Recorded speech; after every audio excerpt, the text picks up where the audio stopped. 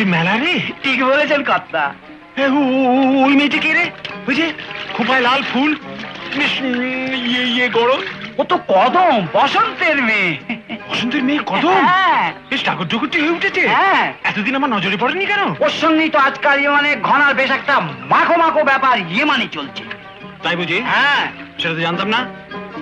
ও কদম, কি বলছো? শোন শোন শোন, এদিকে শোন। বলছিলাম এত রোদে কি এত মাছ ধরছিস?